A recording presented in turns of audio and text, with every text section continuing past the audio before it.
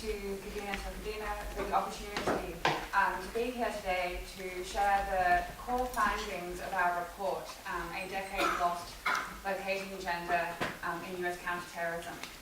The report represents over 3 years of field research by myself and my colleague Lana Faki in the United States, but also in Asia, Africa, the Middle East, and North Africa.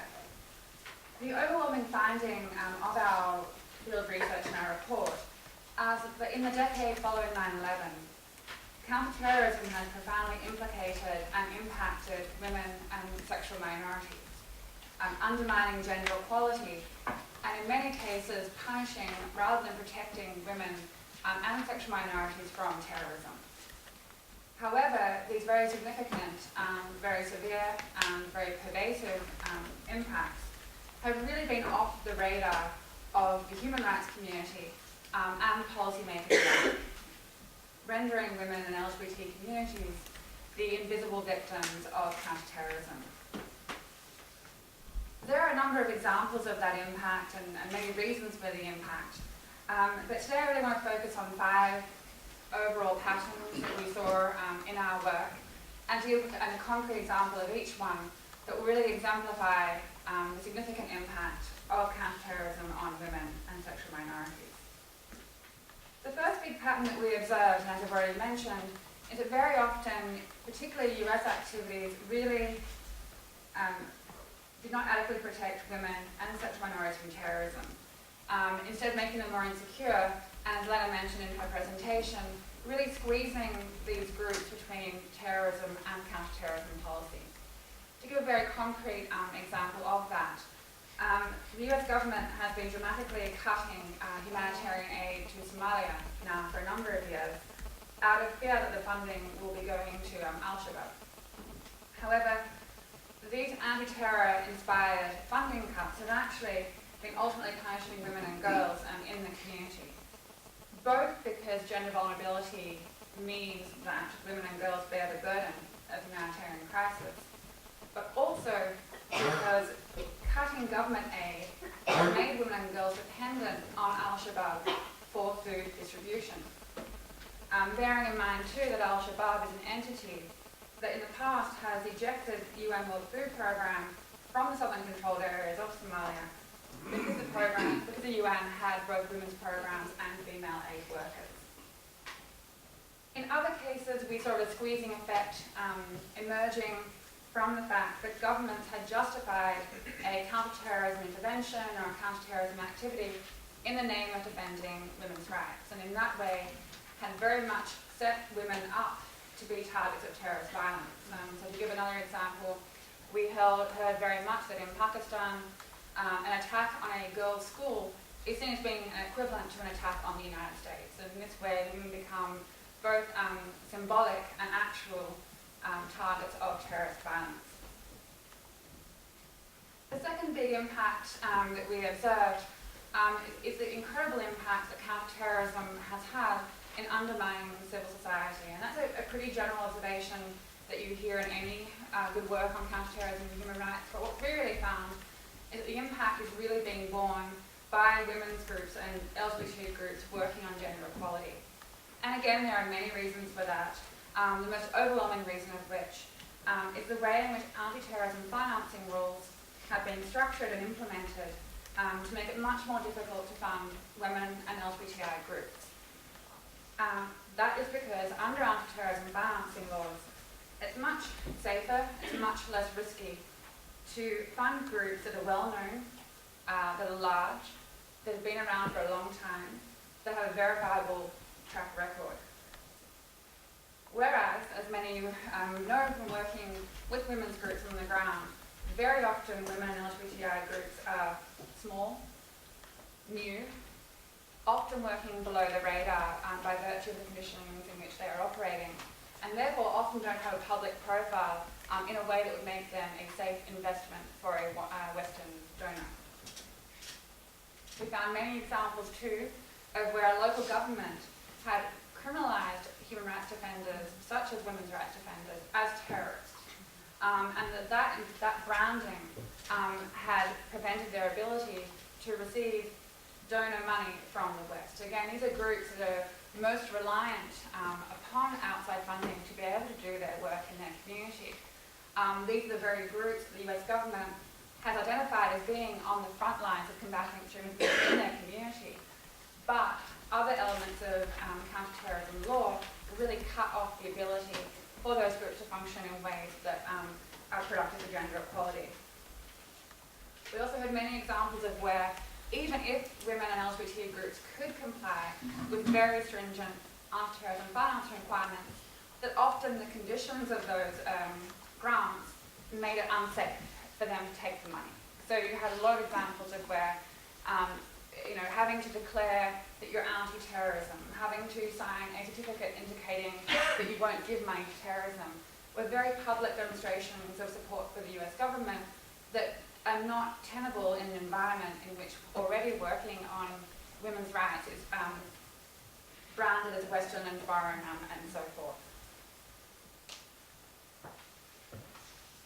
A third big pattern that we found is, in addition to what we would kind of call gender-blind policies, so counter-terrorism policies that were implemented without regard for the impact on women and LGBTI communities, there actually were examples of counter-terrorism efforts that were explicitly premised on gender inequality. Lena already mentioned, and it bears repeating, that the practice of bartering women and sexual minorities' rights for short-term security gains is quite pervasive, with Afghanistan being the most explicit example of increasing concern that the US government's decision to begin negotiations with the Taliban, discussions with the Taliban, has really something that's not going to be boding well for women's rights in the community. A fourth pattern that we really saw, and I think is really key to accounting for the pervasive impact of counter-terrorism on women's rights, has been the taking over of areas that were traditionally seen as areas of protection for women, so for example development, and redefining those in terms of a national security agenda. This is part of what we see in the US government, what we see at the UN and the UN Global Counter-Terrorism Strategy, is a holistic approach to countering terrorism, a whole-of-government approach to countering terrorism, in which development and which promotion of human rights are increasingly seen as counter-terrorism activities. To give an example of how that actually translates into having a negative impact on women and girls, which is actually quite a perverse impact when you think about what the goal of that holistic approach really is in the development arena. So here we see a number of examples in USAID of where women and girls are being passed over in preference for funding directed at education and livelihood programs for young men. Because young men are seen as being at risk of radicalization more than young women. Again, to give a really concrete example, there is a USAID program called G-Youth in Garissa, Kenya. It's a program designed to provide livelihood for the young men in that community. It's a Somali community in Garissa, considered to be at risk of radicalization. When the implementing partner did an assessment of that community, it found very clearly that on every measure of development, education, employment, life expectancy, girls were suffering much more than young men in that community. But because the development program had a counter-terrorism nexus, a counter-terrorism objective, the funding in that community went toward young boys over the young women. And that type of pattern, because it was concerned about radicalization of young men, not of the impact on young girls in that community. That shift toward development based upon risk rather than development based upon need is one that we are seeing in the US government, but also in a wider context as well. And finally, and really kind of tie back to a lot of what we have just heard, is to really think about the gender impact of increased militarization that has come along with counterterrorism. In many ways, the impacts occur from the increased role of the military in quite conventional military activities, Iraq and Afghanistan, to give an example. I want to give one example that we came across, and I think were particularly staggering sort of encapsulating sort of the gender vulnerabilities that operate here.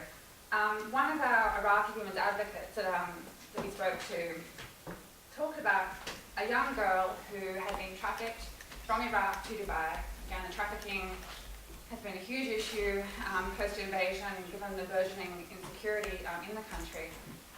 Trafficked from Iraq to Dubai, then deported back to Iraq, where she was imprisoned because she was treated as a criminal rather than a trafficking victim, and then sold by her family to be martyred as a suicide bomber, because the shame of having been trafficked was so acute.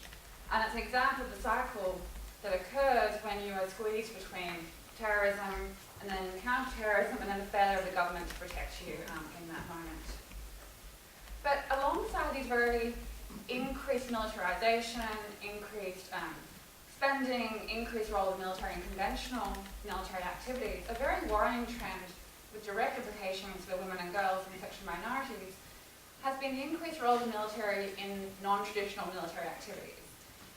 In particular, the increased role of the military in doing development work.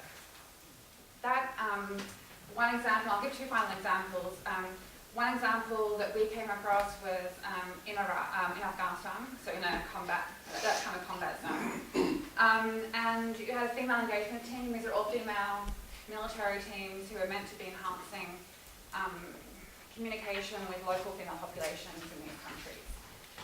That FET, female engagement team, noted that in the particular village that they were visiting, that women had to walk 1 hour to get their water. And thinking that they were being helpful, they built a well in the village without consulting the local women, without actually talking to them about what priority would be.